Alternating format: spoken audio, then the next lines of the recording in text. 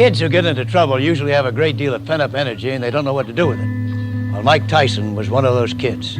It was the great boxing trainer Gus D'Amato who finally turned Mike's life around, took him under his wing and rechanneled Mike's energies into boxing. D'Amato feels that Tyson will be the next Muhammad Ali, and he should know. Ali was also one of his students. In life, you can absorb almost anything if you are able to anticipate it and prepare psychologically to accept it. Discipline enables a person to do that which needs to be done, which is also my definition of a professional, no matter how he feels within. The physical part of boxing is so minor that most people would never believe it or accept it, because in my opinion, the mind and emotions are about 75% of boxing. Mike Tyson, weighing 210 pounds, has an exceptionally good record. He had maybe a dozen fights in the Junior Olympic Championship, and he knocked out every fighter he fought to win the national championship twice. Tyson not only has a very hard, terrific punch in either hand, but he has developed elusive qualities and has the most important quality, the will to win. He has the desire to win. He wants to be the best. And with a fellow with this type of competitive spirit, plus the knowledge that he has gained and the punching power, I can't see him lose. Do you think you're unbeatable? No one's unbeatable. What's it going to take to beat you? It's going to take what's not around today. And it's going to be a long time, I believe, for anyone that has to come up and beat Mike Tyson. Potentially, just how good can you be, Mike? Have you thought much about it? Well, you're always learning. I don't think anyone is invincible. Joe Louis, perhaps the closest thing to invincible. But myself, I put in a lot of hours training, and I give it all I have. And if there's a better man out there, which I believe there isn't at the moment, I'd be glad to just say, you're the better man. Came from a bad neighborhood in Brooklyn, and living in Brooklyn, things happen, and then it goes further and further and beyond, so I won't even talk about that. And eventually I met a friend that knew Cuss, and that's how this situation happened. I feel I was born to fight because I have no other interest in anything else. Everybody's a fighter in their own right. You're a fighter, I'm a fighter, but everybody don't get up every morning and run. Everybody don't go to the gym every morning. And everybody don't have enough discipline to wait in the locker room for 2 hours or 3 hours, then go in the ring and do what they've been taught all those years in the gym. And so that's what separates a champion from a mediocre fighter. What about talent? Talent? I don't believe in talent. Well, some people, they have talent. It's good. It helps when you have talent. As long as you have a lot of determination and willpower, that's all you need. And you have to have the will to win. Do you think 5'11" is going to be an obstacle to your success? Not at all. I think you're a fighter, and I don't think anything's a disadvantage if you have the heart, the determination, and the will to win. You could be 6'6", 10 foot. If you got the ability, I don't think it's a disadvantage. Why have you been staying so active as we take a look at this? I mean, you have been fighting almost every 10 days, every 2 weeks. Well, I feel to be the best in your sport, you must do it often. You can't box once a month or once every 3 months and stay sharp. The gym is good. It's good to work in the gym. It's good to get boxing, and it's good for training and endurance. But nothing's like being in the ring and fighting.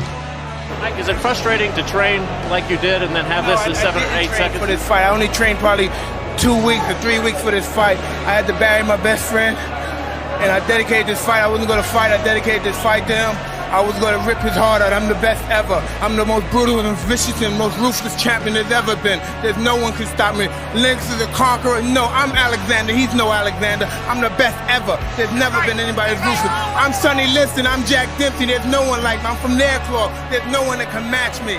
My style is impetuous. My defense is impregnable. And I'm just ferocious. I want your heart. I want to eat his children. Praise be to Allah. That's right.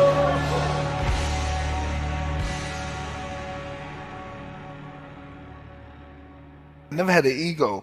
I was never really jealous of anybody. I never really thought most of myself. But when I met Cuss and I started talking to Cuss, he made me believe that I was a god. There was nobody that could reach the core like Cuss could. No one could inspire me. Cus would say this.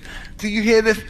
Because Cus had a really, he had this really megalomaniac ego. He said, let me tell you something. You, all the prophets, all the gods you ever know about, if they had a son, their son couldn't beat my fighter.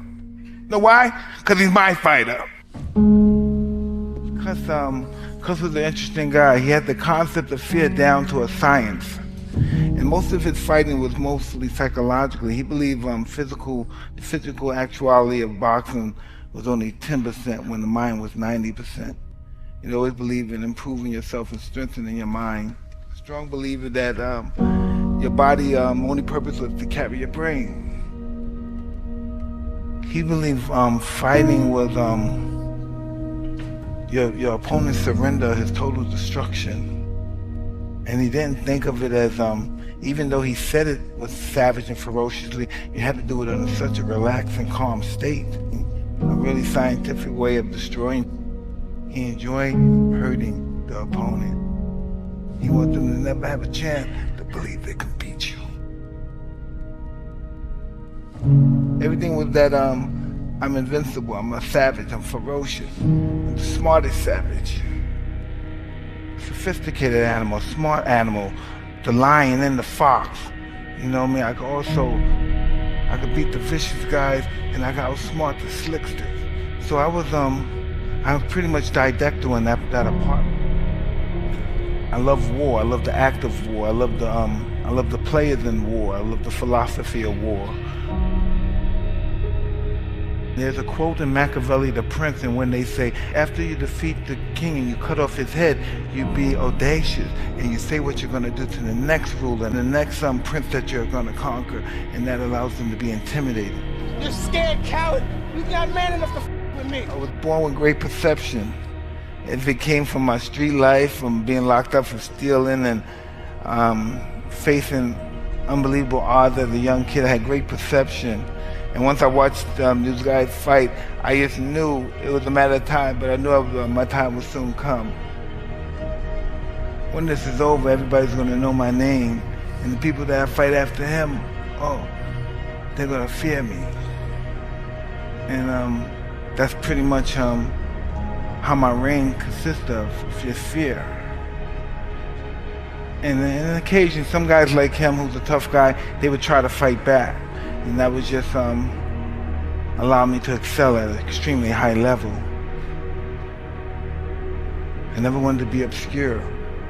I was born in obscurity and I never wanted to deal with that again. I know I would attain my goal before it existed. I knew that. I knew I would be champ of the world before I died. I knew I wasn't going to die before I became champ. I was just disappointed that I didn't kill them back then.